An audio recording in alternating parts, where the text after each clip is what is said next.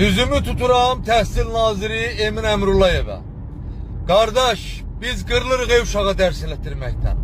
Mənim 3 övladım var. İkisi yuxarı sinifdə oxuyur. Qızım isə 2-ci sinifə gedir.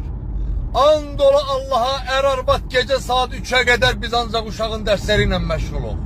Bu bütün ailələrdə belədir. Uşaq sumkasını daşıya bilmir. Uşağın 70 cür dərsi var. Kardeş, siz geleceğe mangurt yetiştirirsiniz. Robot yetiştirirsiniz. Ben sizden səhv axtarmıram ama bilirəm ki belə ders sistemi ola bilmez.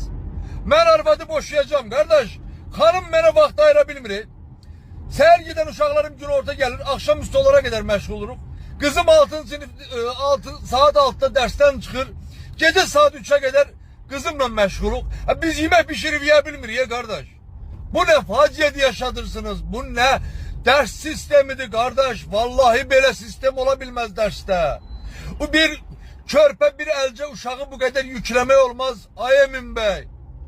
Valideynler kırılır. Arabad arasında artık soğukluk yaranır kardeş. Gelirsen arabad evde yorgun. Ne kadar benim hanımım uca alimdi. Təsəvvür edirsiniz. Ne kadar uşağın dersini eləmək olar ha? Ha bu ders yükünü azaldım, bu balalar yazıktı. Öldüler ya bu uşaklar, Allah'ın olsun.